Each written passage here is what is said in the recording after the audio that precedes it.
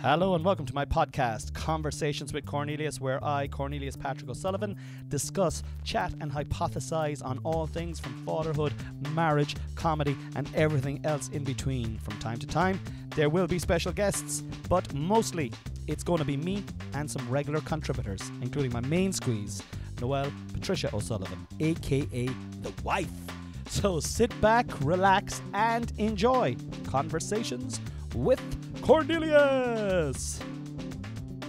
Hello ladies and gentlemen, and welcome to another episode of Conversations with Cornelius.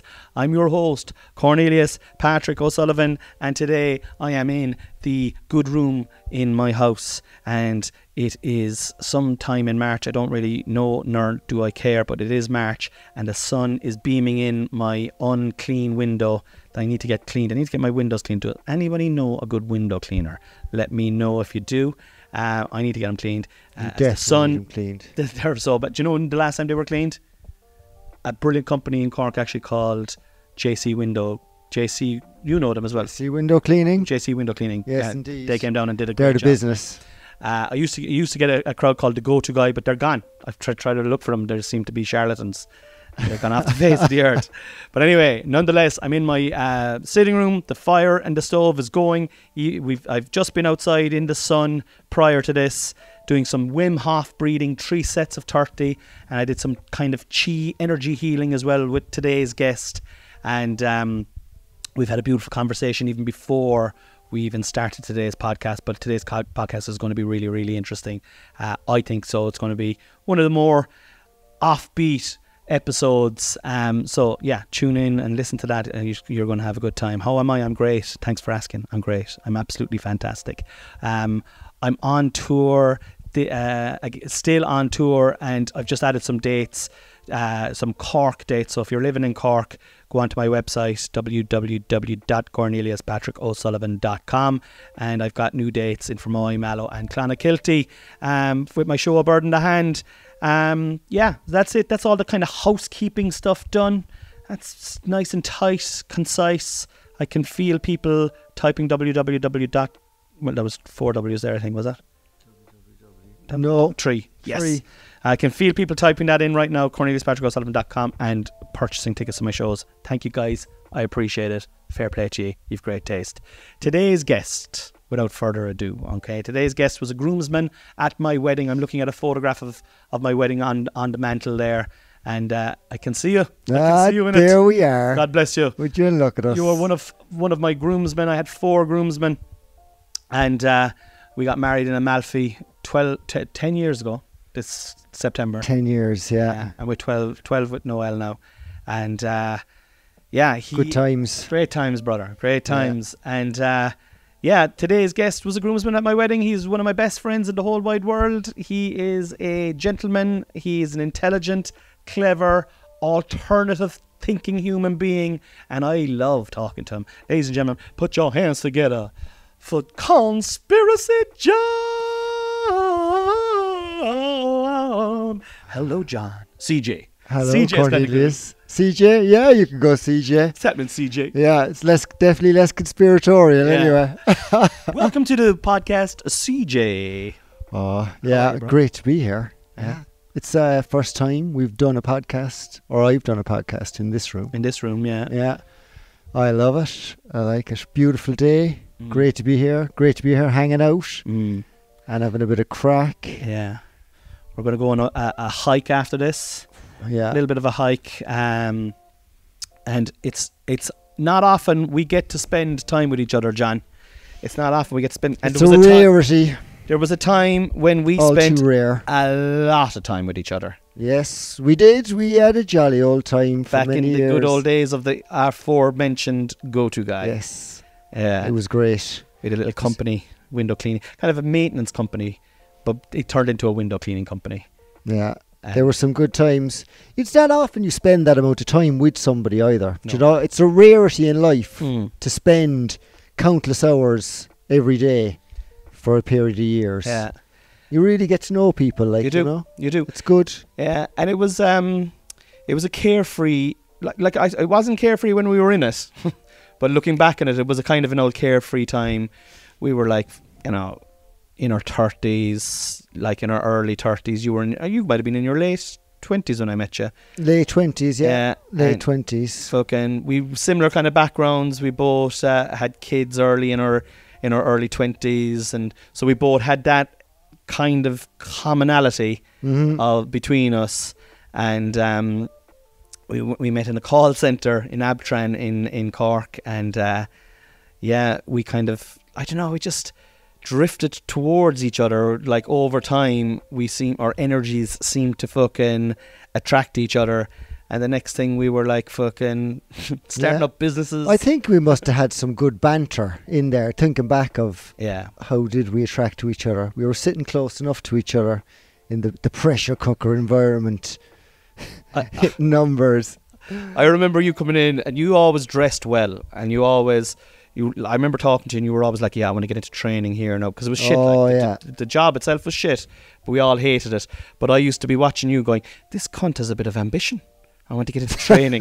But then I'd be talking to you, and you'd be like, totally like you had that persona to the public that like, I'm a fairly solid guy, I'm looking to get up the ranks, but beneath it all you were like, this is all bollocks, I just want the money.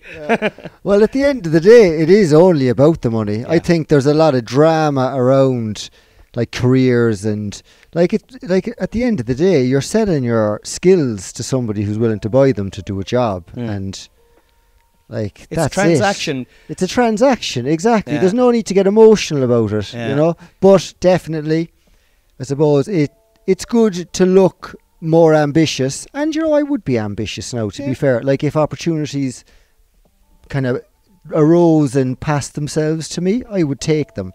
I wouldn't be one to shy away from going up, like, you know. I would have always that was my first impression of you, you know. But then as I got to know you, I was like, you're entrepreneurial, like. Yeah. You're entrepreneurial. Well, I do. I like to. You've had a few businesses. Yeah, my own steam. Yes, I've had a couple of businesses. You know, and it's like. But that was it. But like beneath it all, what I think I was attracted to, besides your beautiful baldy head, was like you just kind of cut through the bullshit, like, you know. And it was I did cut through the bullshit quite a lot of the time. When I look back on that time, actually, I reminisce sometimes, and I think of how outspoken I was at the time. Like around the Lisbon Treaty stuff and things like that. I remember that. And that was unusual. It still is unusual to even be outspoken. And I would generally not be outspoken about any contentious issue. No, I just don't bother. Like, you won't catch me debating this treaty and all the rubbish that comes in with it. Like to like a group of, like, there was how many people sitting in, like a load of people with phones, and I'm there yapping on about Lisbon Treaty. And, you know, backdoor security and all these conspiratorial things. And people are like, what is this fella talking about? But like, there was so much time. It was like school, though, when we were inside. It was a call centre, and we had to be there for 8 hours. And the last thing that most of us wanted to do, the thing that we all had in common, is we wanted to do as little work as we could. And there was a lot of kind of in-between call chatters, you know. And, you know, there was so much time there, like 8 hours a day, 5 days a week, for months and months and months and months, and most of it we're trying not to work. So you were going to eventually start talking about I suppose, what you're into, like, you know. And but that's what. Like, but it was a safe space as well. It was a safe space. Do you know what? At the same time, I would say that like people, and I don't really know so much anymore because I wouldn't really have these conversations so much. I just wouldn't have I wouldn't be bothered. But I think at that time in there, like, it was kind of a young enough workforce. People were kind of open to ideas of, you know, at least, I suppose, considering something else. But at the same time, not really. Yeah. Yeah. They were and they weren't. They were. It's like, maybe. Yeah, man. But I'd be similar enough myself. I mean, like, with all of these, anything that I would research or anything that would be considered, that's actually total opposite to what it's meant to be. You know, in reality of like politics of the world, that some things, you know, I'll change my mind, you know, at the drop of a hat, and I'd be like, oh, maybe that's true, or that looks like maybe there's more truth to that than there is to this. But they could both be rubbish. But just positioning things like that, I think, is the safest way to do it, like, if you're going to be worried. But it's always, like, it's like politics. If you have a conversation about politics or religion, it's going to become a contentious, you know, like you're trying to get somebody to change their way of thinking. Not necessarily get them to change their way of thinking, but you're kind of almost prodding someone to... Or even get them to listen to your way of thinking is often can be inflammatory. Like, you know? Just that point alone. But like, so in general, it's quite good to not discuss any of those kind of issues, I find, in public, unless it's a safe space, like with someone like myself and yourself, we're banging out ideas.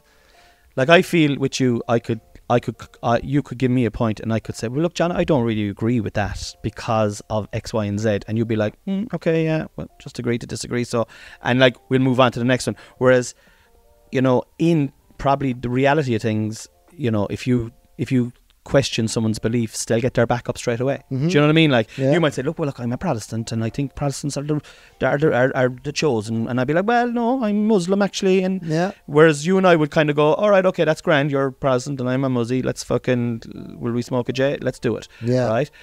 Whereas other we might have other limiting beliefs that we're not even aware of. Like, I'm sure there are things that do get my back up. I probably can't think of them off the top of my head, but I'm like, you know, I wouldn't be particularly offended by, you know, I wouldn't be offended easily. Yeah, I wouldn't think so. So... You like a bit of crack, a bit of banter. But there's definitely something where you could probably get my back up, but I don't know what it is like. Yeah. But not the straightforward stuff. Like, I'm a Protestant, or, oh no, you know, you can't, like, your God is better than my God, kind of a thing. That's bollocks. Like, but I try to think of something where you would... be like, yeah, that would annoy me. Yeah, I suppose there's different things outside, like, but that's just, I suppose, would that just be traits or something? Like, he's the fucking, you know, he never buys a pint, like, I'm always buying the fucking, or he never, you know, I think stinginess really gets to me, actually. If I see someone, if someone is consistently stingy, it really annoys me. Yeah. Do you know, like... consistently, like, do you know, everybody, like I could go out, you could say, do you want to go for a few pints? I'd be like, no bother, and the next thing I go, oh fuck, John, I left my wallet at home. I'm so sorry. And you're doing it like 10 times. So if I do it once, you're like, don't worry at all about it, but tonight's on me. Yeah. You know, and I'd be like, I'll get you back and whatever. And then the next night I'm oh my god, man, I'm after leaving my wallet at home. What are the fucking odds? I'm so sorry. You'd probably be like, come on. I'd like, even if it's the second time. No pints. I'd be like, I'd be just on my there. own drinking. I'd be like, nah. It's like, you're going to learn a lesson today, young Jimmy. You just rock down with your pint for yourself and a pint of water. It's your twist now. Yeah. I was like, go find somebody or else. That's one for me, stinginess. Yeah. Consistent stinginess fucking annoys me so much. Because I just think, it's a real lack of consideration. You know, it is a lack of consideration. I find most people are pretty good, though. Most people go out of their way, I feel, to show generosity, and there's obviously people that, you know, for whatever reason, they're stingy. Stingy, man. Do you know, so they're selfish, or maybe they don't have money. Do you know, like maybe they're under a bit of pressure. What's worse is when they do have money. That's what's worse. That's the fucking biggest thing for me. If I know someone is fucking loaded. And they're like, fucking, you get a taxi there, will you? Or like, do you know what I mean? Hop into the back of the taxi, and you're going from A to B, and they might do it 5 or 6 times over the space of a decade. Now I'm talking about, but and they don't, and they're thinking they're getting away with it, and I'm like, I'm always paying for this fucking taxi, like, you know. The last time we were in Killarney, 8 years ago, I paid. I don't know, maybe that's just the way my brain works, but it's. No, I know what you mean. Yeah, you'd remember it. Yeah, you remember being irked. That's the thing about life. We always remember the moments where we feel a kind of a pain, and not a painful, but a negative emotion. Like, you know, like you can remember some of the most traumatic events of your childhood would be related to pain, either emotional or physical. But the ones that are embedded that you'll never forget, like you won't remember all the happy evenings you had. No. Do you know, like all the great times and the laughs. Eating bread is soon forgotten. Yes. There you go. And like you will always remember how a person made you feel. Yeah. And you know? And the negative feeling will be more remembered than the positive. I think I might turn on the light there. We're filling this of that back here. Give us a bit of light. But sorry about that now, Yeah. lads. I hope you didn't mind that little interjection there. But we're talking, and it just got a little bit dark there all of a sudden. Man closes door Man and turns on light. We'll drive on with the podcast. That was a lovely little introduction into Great to be back. Yeah, it's great to have you back. John is a regular contributor, as much as anyone is a regular contributor in this podcast. You've been on maybe 3 or 4 podcasts, about the same as everyone else. And you've been OG right from the start. Right from the baby. start. Yeah. So every time I get you on, I always enjoy the conversations, and I'll always get an old message going, Jesus Christ almighty, that fella's fucking away for the birds altogether. So I'm expecting more of the same. Love that feedback. Away for the birds. But like, as I did say though, like even before we get onto trending topics, like you've always made me, like you've always made me think after we've had conversations, and I'm not just talking about for a day. Like I'll have a lingering thought, and I will go into it deeply. Like Dolores Cannon is a great example. Like you introduced me to Dolores Cannon, and I've done a podcast on Dolores Cannon, and like I continue to learn from Dolores Cannon on a regular basis. But like that was something that came in through something that you had seen with her, and I think this information, or some people might call it conspiratorial information, is, I don't know, I'm a man in my late 40s now, right? And is it just the time of a life where you're just kind of more interested in scratching a little bit deeper, like just having... Well, I actually think that it's probably always been this way. And it's just now with social media, there is just more prominence. Obviously, it's shared more widely. But I think that even if you go back 100 years, like it's politics. It's, it's religion versus the non-religion. It's the like, oh, this is the way it's always been done. And then other people saying, well, is there an alternative way to do things? Or we don't like the way you're doing it. And they're like, oh, we're not doing it this way at all. It's like, well, yeah, you are. Like, oh, we're not. We're telling you we're doing it this way. Like, it's just, like, to be honest, I don't really, like, for what would be considered conspiratorial. It's just actually the way the world is, like, and has always been. And there's shim-shammies happening all over the place. People are telling you they're doing something, and they're doing the exact opposite. What is like the facade, the face of what is going on is often not what's going on at all. It is exactly the opposite. Yeah, this is it. And like that's just the way it is. It's like kind of plain to see in the world, and you can either choose to say, do you know what? Yeah, I suppose it is that way, or you can say, do you know, no, I'm carrying on. The world is grand. This is totally normal, and you can put your head in the sand and do have a nice life for the next 30 years and ignore it. Yeah. Like, I don't pay much attention to anything really anymore. Like, there was a time when you were like balls deep into all there was a time where I was trying to understand mud floods. Remember you went into a mud flood like for about 6 years. Yeah, the mud flood. Mud flood's a great one. Tartarian. The Tartaria, yeah. Love it. We'll get on to we've got a great topic today. Today's topic is angels. Angels, right? And if you're interested in angels or guardian angels, we're going to get into that in a minute. But before we do that, we're going to play Trending Topics with Cornelius Patrick O'Sullivan. So there's 3 topics that I picked. I'm just going to call them out. We'll see if any conversation sparks. If it does, it does. If it doesn't, it does not. We will proceed accordingly. Hashtag Catholics. Catholics. Can't spell Catholic without alcoholic. Can you? Well, yeah, and then there's an anagram in there somewhere. Catholic. I was at my nephew got his confirmation last week, so I was at a Catholic confirmation. An hour. The confirmations are long. I was about an hour and a half, and I was standing for him. So no, the confirming. Yeah, but it was like, do you reject the devil in all these ways? Like they like little boys and girls, like this fella dressed in a dress and a purple hat, and now it wasn't as like, when I was growing up, Catholicism was like, it was a real serious business. And before that, when my parents were growing up, we'll say, and even the generation before that, like Catholic Ireland, like everyone in Ireland was Catholic. There was one God. If you had sex before marriage, you were a sinner beyond belief.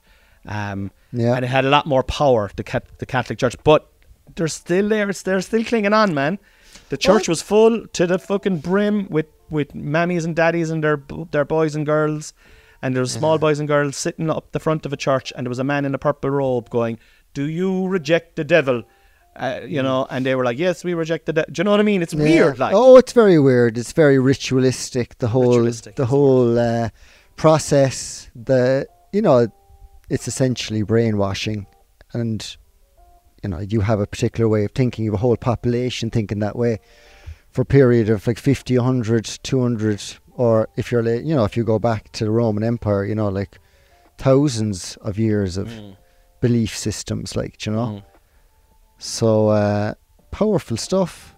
Yeah, very powerful stuff. And I think like a lot of it, like usually these powers, like they were up until like the 60s, the 50s and 60s, the Catholic Church still had a fairly strong and a hold over like property, very and property influence on policy, government. So you'd also wonder, the way, like when the British Empire pulled out of all the countries, like India and Canada and Australia that they still own, but like they kind of pull out, but they leave in a kind of a skeleton crew.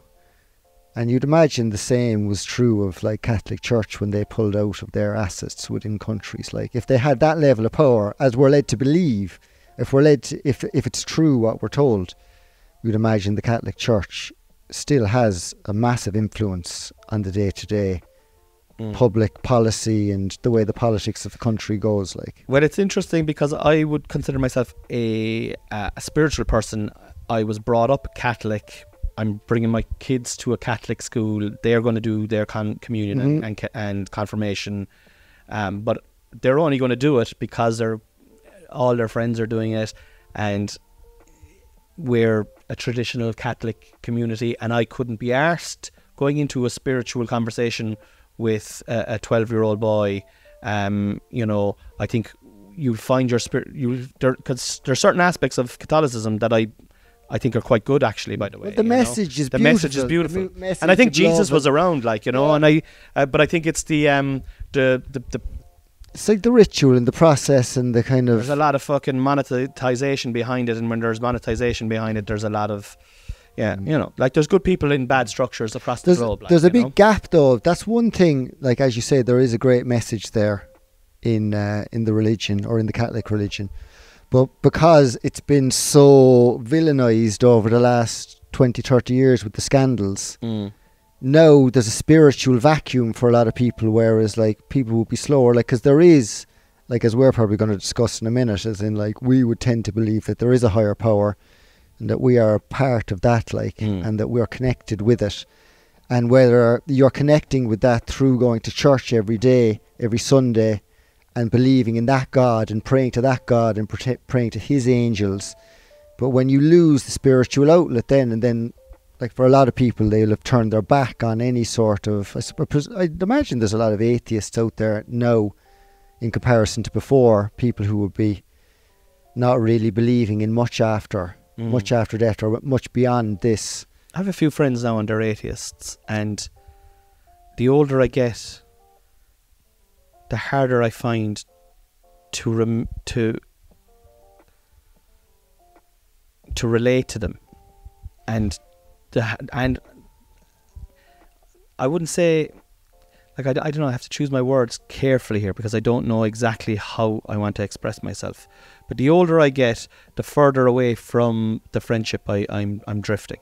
Do you know? I know what you mean. Because I'm like, look, I feel this, and I think atheism is, and don't get me wrong, there's lovely atheists out there, right? But I just feel it's very nihilistic, and like maybe it is, and nobody knows. We could be, what we're talking about here today could be a load of bollocks to some people, and nobody actually knows, and it all comes down to one word, which is faith anyway.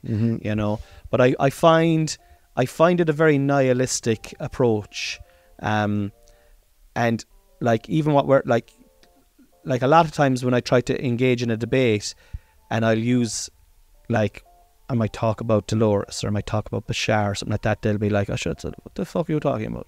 some fella channeling in fucking spirits from fucking 600 or 700 years in the future.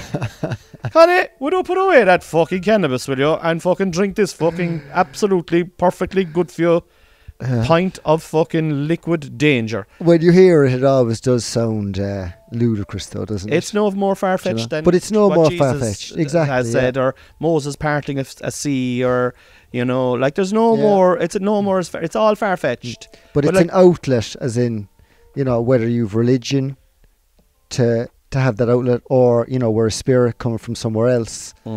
To have the outlet that you believe that there's something else. Our life is far-fetched. Yeah. We live in a fucking...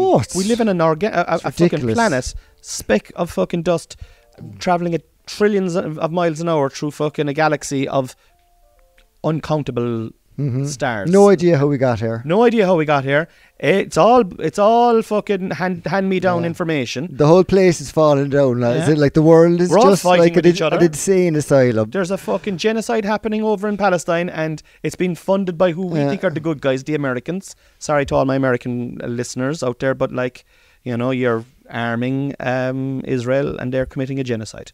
And do you know what I mean? We're supposed to be just... And that's normal. That's on television. Yeah.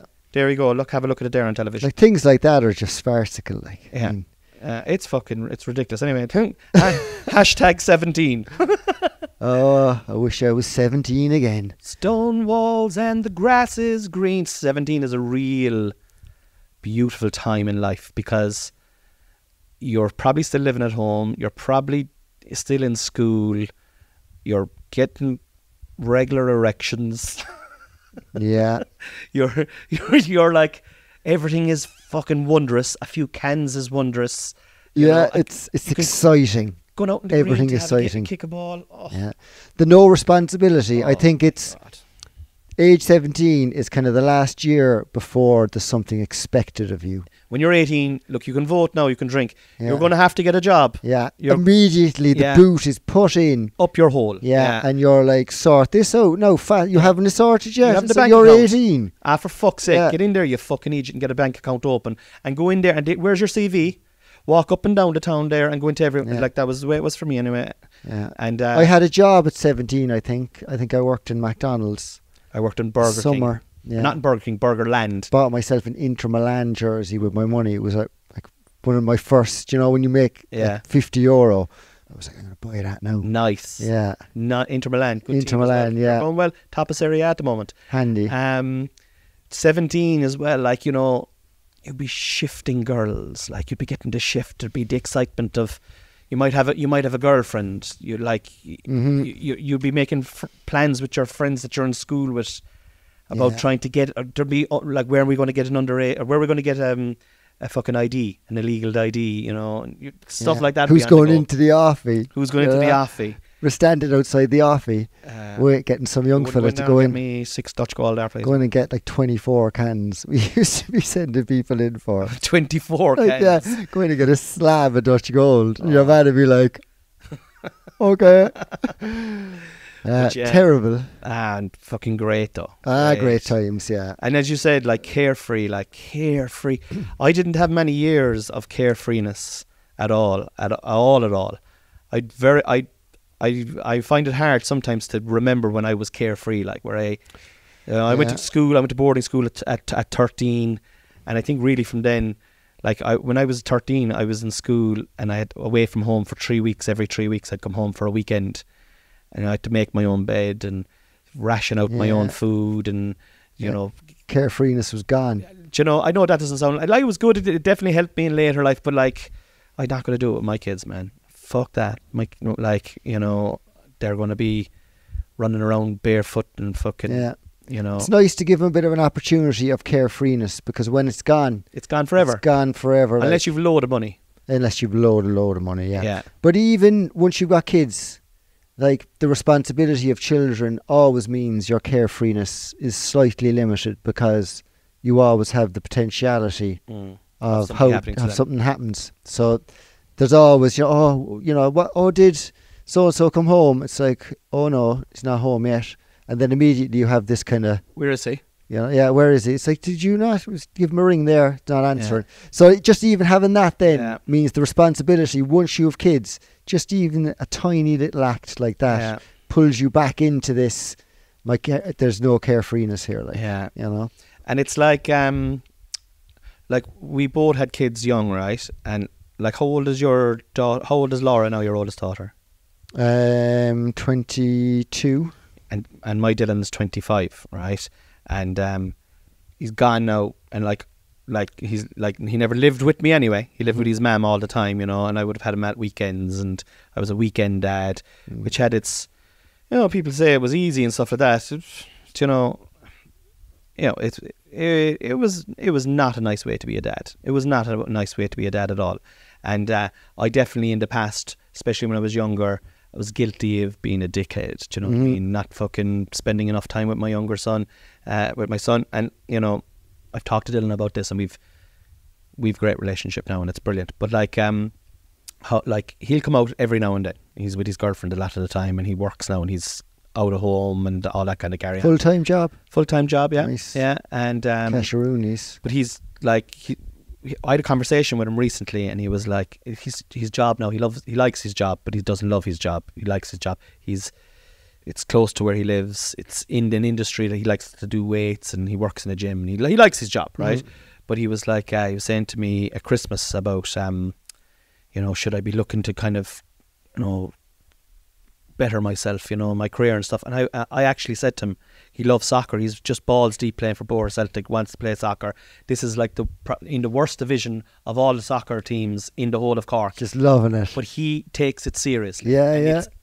He's like, every his whole week is revolved around Saturday or Sunday when they're playing a match. And at the moment, a lot of matches are being called off, and he's annoyed about that. That's what's annoying him in life, right?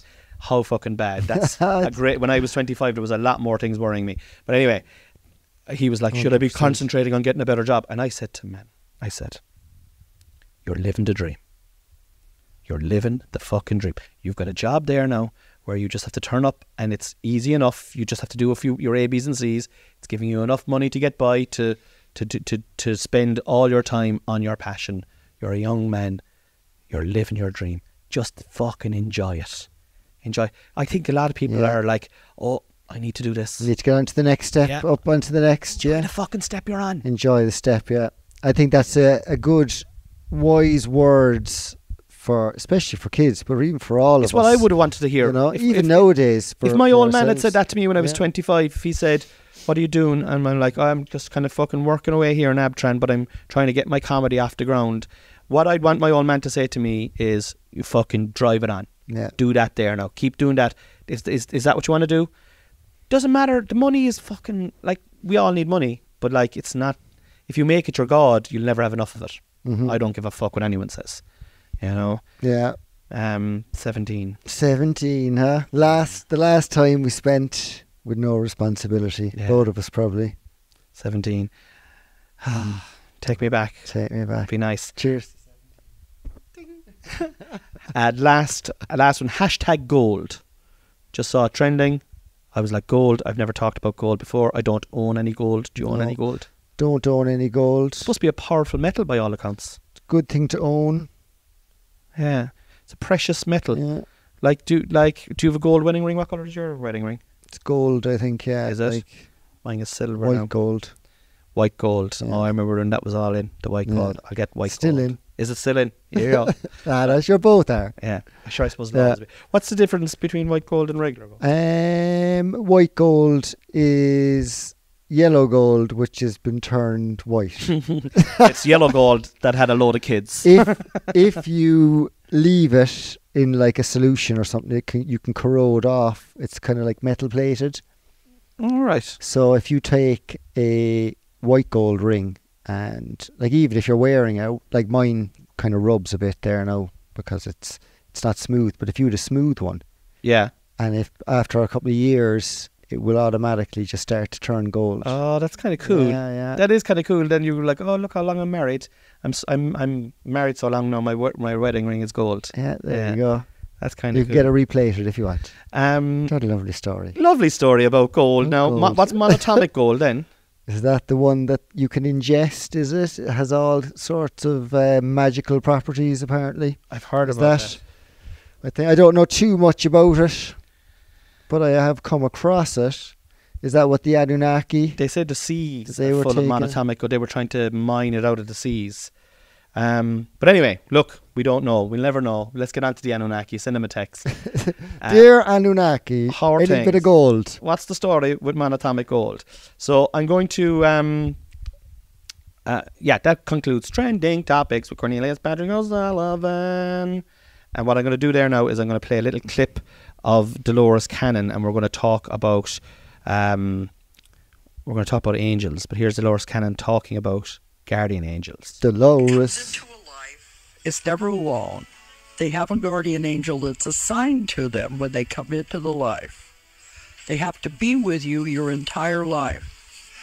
The guardian angel takes care of you and is there to assist you. It cannot interfere, but it's there to assist you. But most people think they're alone, and they don't know if there are guardian angels that are assigned to you when you come in. And they can't interfere. So they said, if you don't ask us for assistance, we don't have anyone to assist. So they like it if you can talk to them and tell them what you want, and they will take it, and they will run with it. They will do miracles if they know what it is you want. But everyone has at least one guardian angel assigned to them when they come in. You can call it guide, guardian angel, whatever you want. But some people have more than one. Depends on how complicated their life is. You could have as many as 4 or more, taking care of different parts of your life. Everyone, when they comes into Now, there we go. That's just a little TikTok of Dolores Cannon. She's no longer with us, Dolores. God love her. She God passed bless a few her. years ago. But just Mighty. an interesting, like, she was the wife of a military man in America, like just a guy who worked one of these, like, worked for the military all his life, and she was a housewife for like 35 years, but always had a feeling of a gift or whatever. Mm-hmm. And then he retired, and she explored the gift, and then started channeling, and then started writing books. And She was hypnotizing people, wasn't it? And channeling through. So Yeah. she would hypnotize them, and then they would channel information from the other side or wherever. And she was found that over the years, a lot of the stories that she would hear from people were starting to repeat themselves. And then she looked into that more deeply. But she's an interesting. She's like what you call those when you're able to is it just called a channeler? Is there like?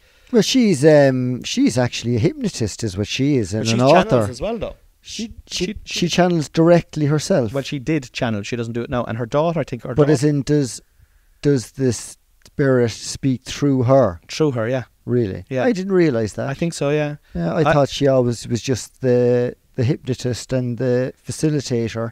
I didn't realise. Do you know what? Now you're making me question that myself. I know Bashar definitely channeled, and I know that Abraham definitely channels. I thought Dolores channels, but now that I'm thinking about it out loud, I think you might be right. Yeah, 'cause I I'm just don't trying to think. remember coming across Yeah. her talking about any of her own personal channelings. I think you're right, actually. I think you're right. I'm just getting mixed up between the other two. But I suppose the thing is, like, the learnings, the teachings that she has are very similar to the likes of Abraham and Bashar, who are all channeling anyway. So I suppose that's where my mind went to. This is fairly far out there, this kind of conversation. I have these types of conversations with you all the time, right? And I often said to you, Jesus, if anyone fucking just kind of joined in, they'd be like, what the fuck are these boys on? But it's, I love them. I find them super interesting. And when I got on to you last week to see if you'd come onto the podcast, I said, look, I'm, because I have a story about angels at the end of this podcast. Excellent. And No, I know angels is a cool topic. it is cool. So we'll just start off with angels. in Guardian general, right? angels. Well, the way we're going to break it down, right? I have angels. I want to talk about angels. Then I want to talk about guardian angels. Then I think you told me you have a conspiracy theory relating Well, to it actually it comes in nicely with the simulation Brilliant. idea of Dolores Cannon. So Brilliant. And then I'm going to talk about the Selma story, and then I have another little video of Dolores, and we'll play ourselves out. So just start off with angels. Like, what when someone says angels to you in the past, what did it mean, and what does it mean to you now? Like, what do you think about when you think about angels? okay, I suppose I think of angels in two ways. Okay. So you'd have the angel that you pray to, like a guardian angel or an angel of, you pray to this angel if you want to get extra food, or you pray to that angel if you want to get fertility, so praying to that, so in the kind of Christian perspective, but also in the idea of like the old religions like of Rome and Greece, like they'd pray to their god, so instead of the angels they'd be praying to the god instead of the angel, so like the equivalent of a god and an angel. Is an angel above a god? Like, would an angel be above Zeus now, or fucking I would be Aphrodite? thinking, in my thinking, the angels are the gods. Okay. I would equate them probably with they have a lot of similar characteristics, enough similar characteristics across all world religions to make it. There's a good chance that the angels, what they're referring to, are the same as the gods, or in Ireland like the fairies. And how did oh, lovely. Do you know? So like fairies and angels, ethereal beings. Like, I think they're, I suppose my That's original. one view that I have. Your second view. So the second is the actual outside of the simulation angel, almost like the angel that I just referred to within the world, Within like the this- gods, within the simulation, that are there to help you, to guide like you. they're almost hijacking the power of what's actually behind them in, on a higher level. So like if you're praying to the angel, you're praying for, whatever it may be. If you need a gift of something in your life, and that angel will help you get it, like there is a manifestation there and a power behind the simulation itself, in the same way as like if there's rules to a game. So if you pray to this angel, then the simulation or the world will give you back the result that you pray for. It's just a feedback loop within this body connecting with the outside. So I would have that idea of an angel as well, that you have a power that you can access, and this power, you access it when you need a certain gift. So a you're saying you're the task. angel yourself, effectively. Maybe you're the angel yourself, or maybe you're just interacting with an element of the simulation. It's like you're pressing the button. You're taking, if you're playing a video game, you're picking up the angel icon for food. I need I need food. I pick up the angel icon for food. And to do that, you need to do this practice. Maybe you need to do manifestation. Maybe you need to do affirmations. You need to feel it. And what's an archangel then? I would imagine so. An archangel in this, I would say there may be. Are they just a higher level of an higher level of an angel? I think there's like 7. Michael, Gabriel, Raphael. You can pray to them. They're They're specific ones. They're you the can pray three, for, we'll actually. say, the three that are recognised in the traditional Bible. Then there's the Book of Ra or something like that, or some other one of these old Bibles. There's 4 other archangels, but the 3 that are mentioned in the actual traditional. Yeah, they're the ones you pray to. Yeah. So like Michael, But Raphael. apparently your guardian angels can be. So that's interesting. What you're saying there. Very, very far out. I've never heard that thought experiment with angels be discussed or even presented before. So it is interesting. I think I don't know about angels. I don't know much about angels. Only stuff that I've read recently, and an experience that I had in a course I'm doing, a chakra course at the moment. But I suppose my traditional view of angels was, growing up, you'd be going to bed and you'd say, "My angel of God, my guardian dear, to whom God love commits me here ever this day, be at my side, to light and guard, to rule and guide." I used to say that too. Yeah, and like my grandmother, from my mother's side, who passed away 20 odd years ago now, was extremely religious and was always talking about guardian angels, and was always talking about asking your angels for help and support. I would talk to them, and was, even though it was like, I suppose, from a monetary point of view, would have been a poor woman, like, we always had a deep faith, and the faith kind of, I suppose, it kind of just, there was a fierce calmness within within her. Mary was her name, because of her faith, and angels was a big thing. So I would have grown up with stories about, you know, the angel Gabriel, and you know, when Jesus was born, wasn't there angels hanging around and fucking singing in the sky and stuff like that? There was, you know. So that's my traditional upbringing of angels. I kind of think that was what I always thought angels were up until a couple of weeks ago, and when I started doing this course, Selma is this nun who's doing this course, and she, we were talking about the sacral chakra. You know all about chakras. Mm-hmm. I do. We used to listen to the tunes. I know a bit about chakras. Chakra dance tunes. Remember the chakra cleds. She's teaching us stuff like that, man. Yeah, I swear very to God, powerful. the energy healing technique that we did there outside, that's like, it's kind of Reiki kind of stuff, like, yes. you know. Powerful stuff. Very powerful stuff. Like, simple. You know, that's called the zip up technique, and that's so simple. Yeah. So simple. It's done in 3 movements. And like, even if it's all bollocks, this is what I say. Yeah, but there's a fierce grounding and a rooting when you do it, though. There is. So like, just and that we were alone. staring into the sun doing it as well. You know, all this stuff is good for you, like. Yeah, it's good that the soul feels nourished when it does these things in comparison to other day-to-day activities where you're like... How you feel afterwards tells you everything. Like, if someone comes along to me and says, that's a load of bollocks, say, maybe it is a load of bollocks to you, but I feel incredible when I do 3 sets of 30 deep breaths, and then I'm staring up to the sun, like not glaring into the sun, obviously, but like face up to the sun, maybe my eyes are closed, watching the warm energy wash onto my fucking body and onto my face, feeling, being, you know, and I feel re-energized from the whole thing, and I'm like, that took 6 minutes. Yeah, and it's so worth it. Yeah. 6 minutes, and I'm ready now for the next 6 hours because of that 6 minutes. Yeah. And even with that Reiki thing that I was showing you, I do that before gigs now. I do that maybe at 3 o'clock in the day, maybe I'll do it first thing in the morning. I might do it at 3 o'clock in the day. I always do it before gigs, and I'm like, it's just grounds me, brings me back into the present, makes me feel alive. And I think when I was doing this course, I asked her, because we were talking about sacral chakra, and it's an area of where creativity comes from, and she kind of got like the information she was giving was a little bit far out there, and I was like, angels, what do you think about angels?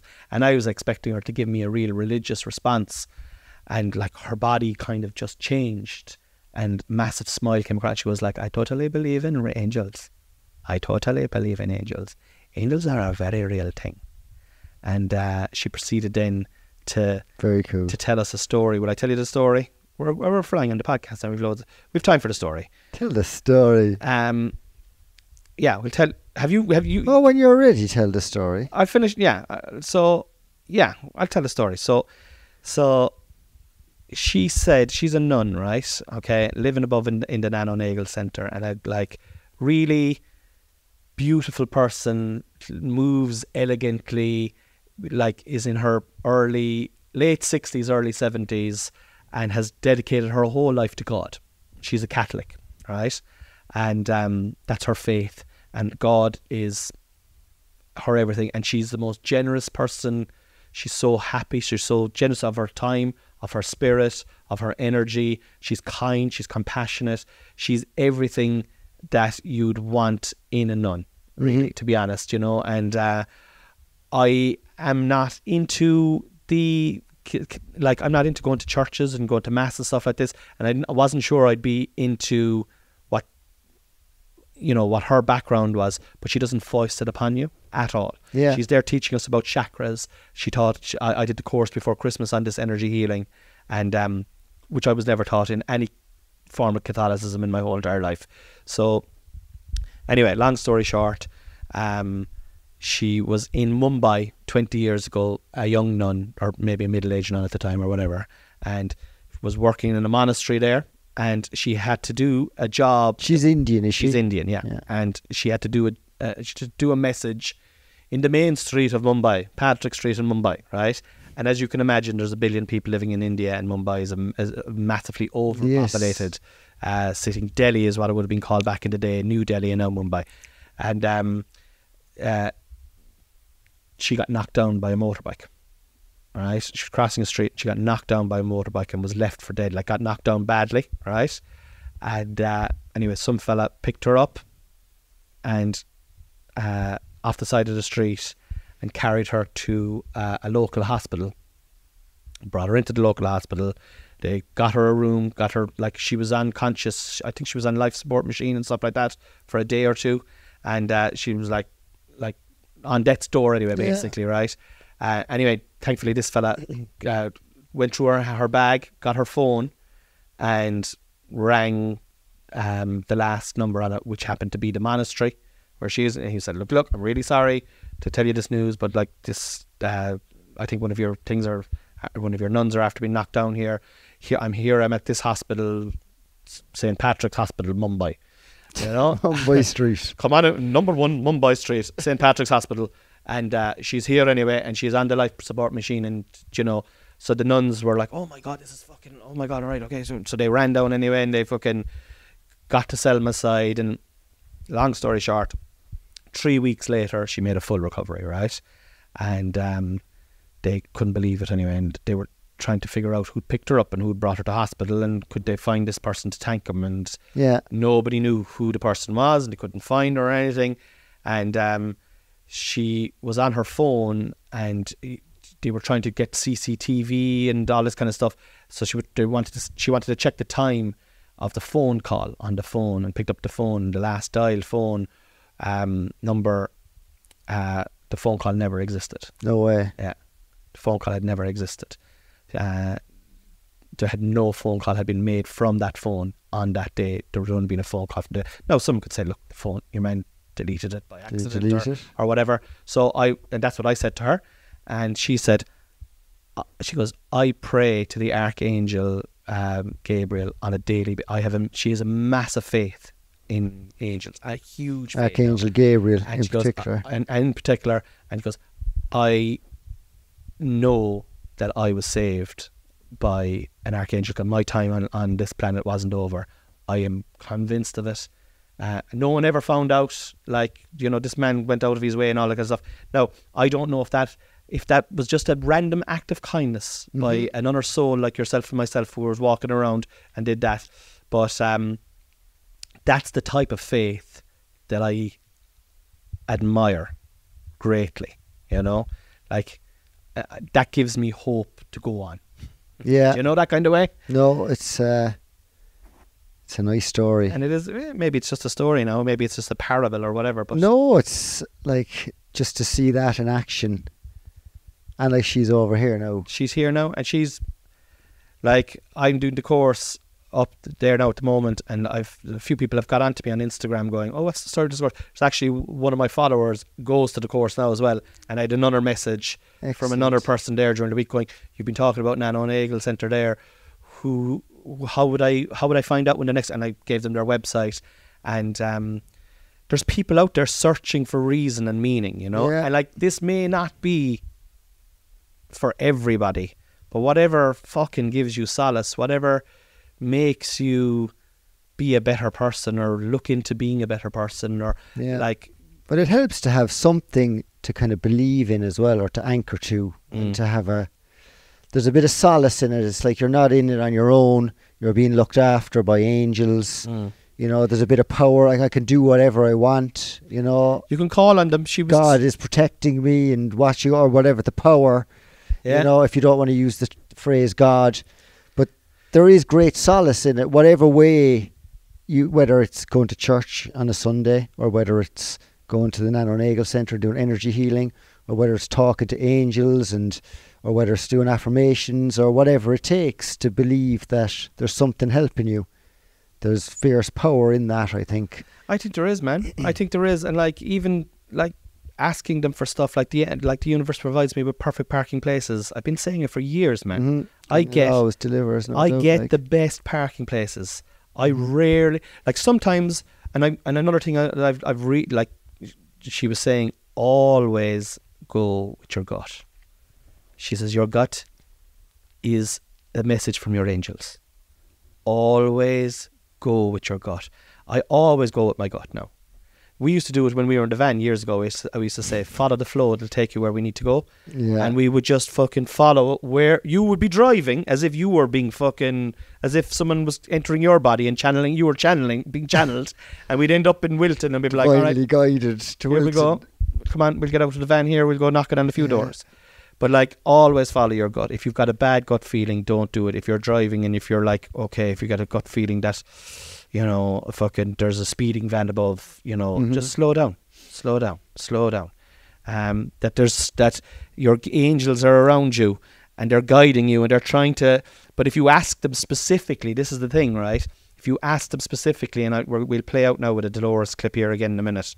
If you ask them specifically for stuff, they deliver by all accounts. They're mad to deliver for you. Like, yeah. I mean, I think that's great. I've 3 or 4 angels above. They're mad to deliver for free. Yeah. Do you know what I mean? That's why I was thinking, like, because they want to help you. The idea that I was saying of the angels is in like, if they are hard coded, if this is a simulation, and like the angels are like, imagine an angel as an AI personality. So imagine like but an AI that's like super able to deliver anything you want within this realm, and their job is literally to serve you up with whatever it is that you desire, whether that be, you know, good, or for other people it may not be, it may be less good, and there might be different angels for that, like, you know. But as in the angel itself, as essentially it just is there to deliver what it is, whatever you want, and you can have the most fantastic experience. Even though the world is so weird and upside down,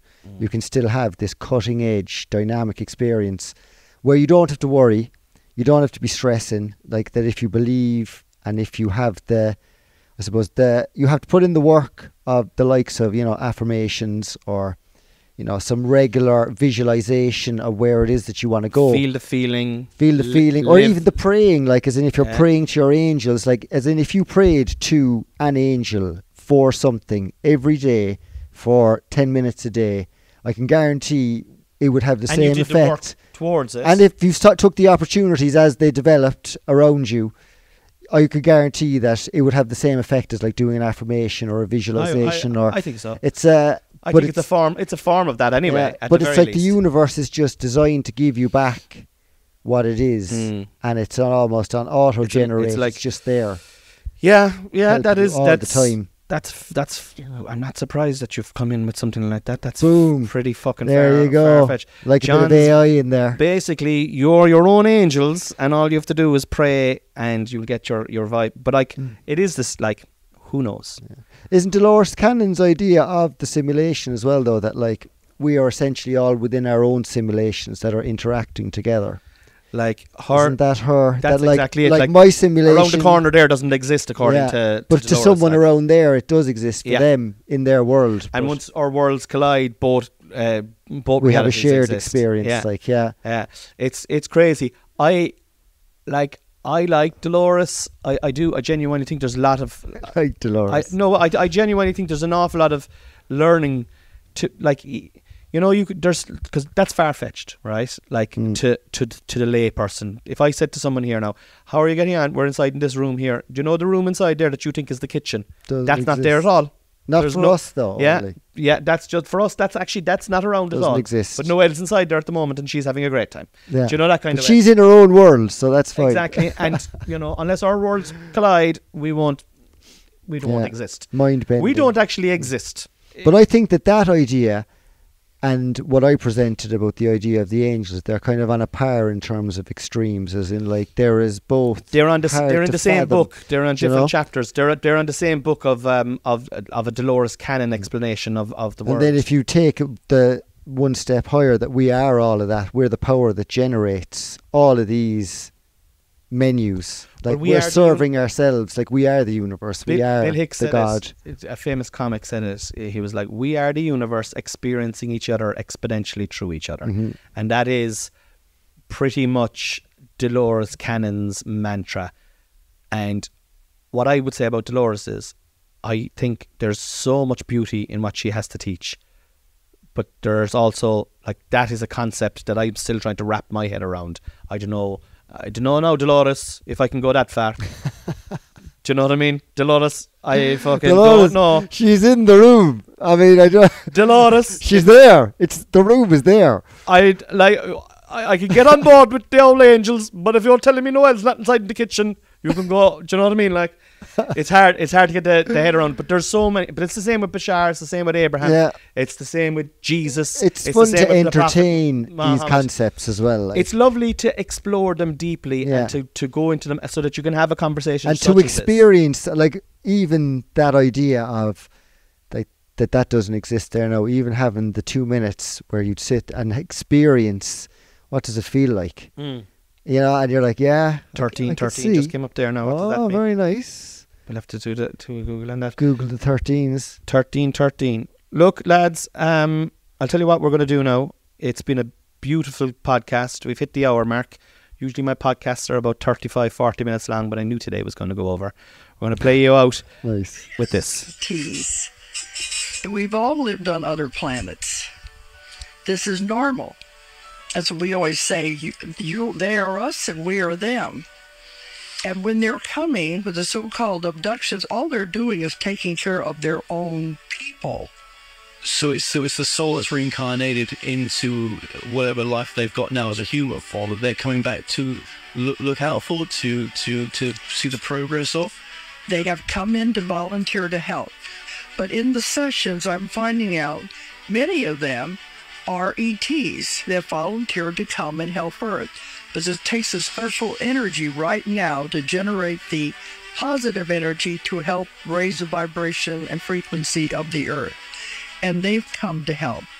They don't want to stay. They have a perfectly happy life on the planet or dimension wherever they came from.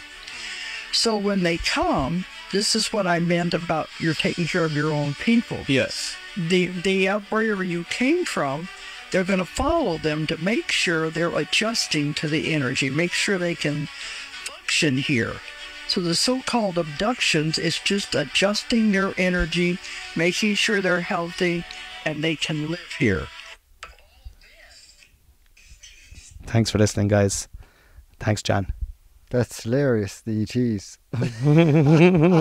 That's a little snapshot of Dolores. Go down a Dolores Cannon rabbit hole, guys. Go to TikTok, type in Dolores Cannon, and just go down into one of her rabbit holes. That's a very fun. You know, whether she's right or wrong in all she says, it's a very interesting way to view the world. And, you know, it makes it exciting. It's like a video game. It's actually a pretty exciting way to view the world, and there's a freshness to it. It's hard enough to view the world that way. You don't have to go in. You don't have to go in and go, this woman is right. Yeah. But we all think we're open-minded, right? But there's so many closed-minded people out there that they won't even entertain an alternative view. So I don't know if Dolores is right, but I also don't know if the Catholic upbringing that I was, what that was foisted upon me is right. I don't know. We don't know fuck all, lads, is what I'm trying to say. So open up the mind and have a listen to Dolores and check out Bashar and check out Abraham Hicks and, fucking have a bit of fun, as you were saying. A bit of fun. It's an adventure. Enjoy it. Anyway, guys, thank you so much. And if you're enjoying these podcasts, please like and share, comment, and give us 5-star reviews, and share it out in your stories. And if you want to become a patron, you can become a patron. Link is in the bio, and it's only $5 a month, less than the price of a cup of coffee, alas. And if you're in Dublin, definitely less than the price of a pint anyway. And there's a backlog of I'd say definitely over 100 episodes on there, and there's a weekly new episode every week on it as well. So would love to get that crew up a little bit further and get myself and my wife and my kids out of the gutter. So that's all basically down to you guys, all right? And if you don't do it, that's it. It's off. It's off. I'm breaking it off with you. I want to say thank you so much to my special guest, Conspiracy John, today, CJ. Thanks for having me. Pleasure. It was a great conversation. It always is. Delightful conversation. Brilliant to share some wild thoughts, and it's nice to just exercise the mind. Bit of philosophizing, a bit of crack with it. Like, can't take it too serious. Can't take it too seriously. I have to get you on again now, fucking maybe sometime in the summer, with another wild, outlandish take. You're always like, I mean, the Mudfloods was a good one. Tartarian is a good one. The Anunnaki is another good one. Yeah. I just think they're like, the world is fucked. Like, and if you think it's not, you're fucked yourself. Do you know what I mean? Like, so we may as well listen to all these fucking outlandish, crazy, interesting, thought-provoking thought experiments, because that's all it is. We're only an experiment, lads. We're only a thought experiment. Stay in by the wall. Thank you for listening. I love you. Good night, Irene. Good night, Irene. I'll see you in my dreams.